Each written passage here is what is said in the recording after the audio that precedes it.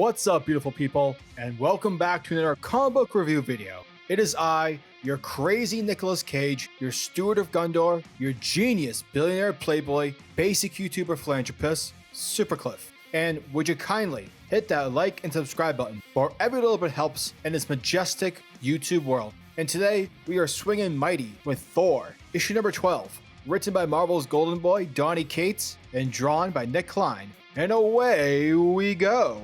As our story begins with a monologue, whilst a frog is being dissected, and it's here where we are told of the ballad of Simon Walterson, aka Throg, a mere mortal football player with a tragic past, who magically transformed into an amphibious demigod after encountering the mighty Thor. Long has Throg reigned triumphant in his wars against the forces of darkness and rats, for Throg means to protect his pawn kingdom. And in addition, the mighty Throg has even helped the Marvel heroes against the dreaded Thanos. Long may he reign.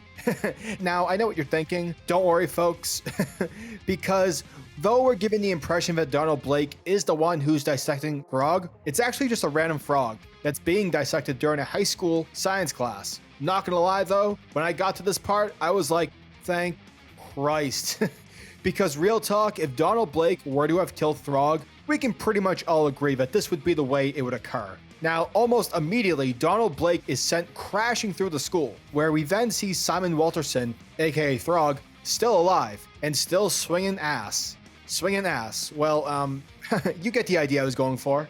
I digress. Throg then summons his pal Lockjaw for assistance, so that they can double team Blake. However, in frustration, Donald Blake summons the Bifrost, since he can now do that, and sends Lockjaw elsewhere, whilst at the same time bringing himself and Throg to the top of a mountain where it's just the two of them, all alone with no distractions. But unfortunately for Donald, he's totally unaware that Lockjaw isn't your typical giant dog, but a skilled teleporter, sort of like your own personal furry Bifrost.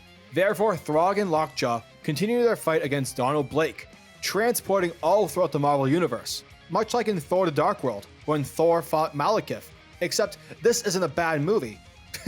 I digress. Oh, and let me be sure to point out that Donald Blake at this point, during this fight, goes extreme by swallowing Throg whole, only to have Throg hammer his way out of Donald Blake in gross, gruesome fashion.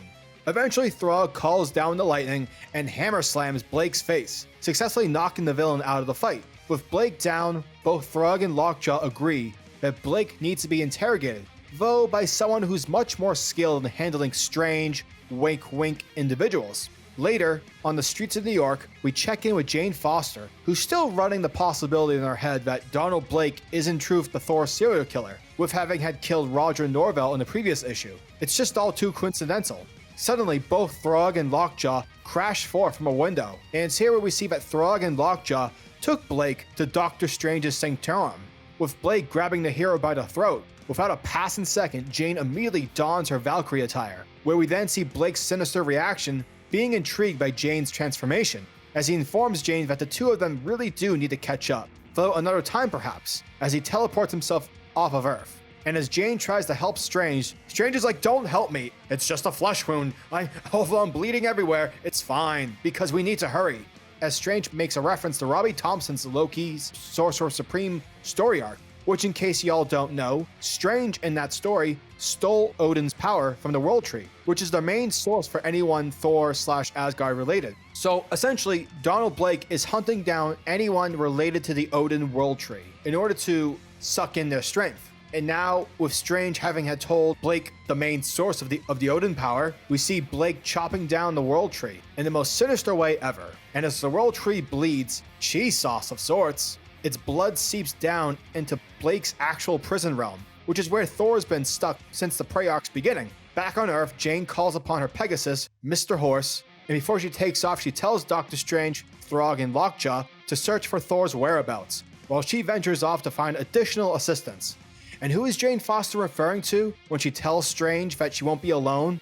Well, you see, people, somewhere else in the Marvel Universe, a place no doubt where scum and villainy thrive, Jane bursts through a local pub to recruit Thor's now drunk of a father, Odin, who honestly looks like a Norse version of Stephen Lang.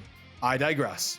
Ladies and gentlemen, Thor issue number 12 was another awesome issue brought to us by the combined forces of Donny Cates and Nick Klein. Starting off from page 1 till the end, I was hooked and was on the edge of my seat. Especially that got you first page moment with the frog being dissected.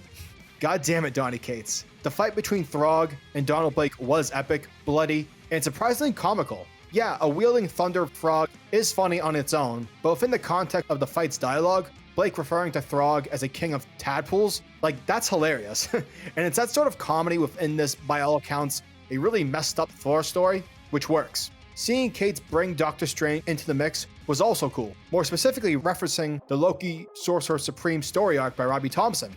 It's just nice seeing writers at Marvel, borrowing each other's works in order to make a great story. It's just nice seeing.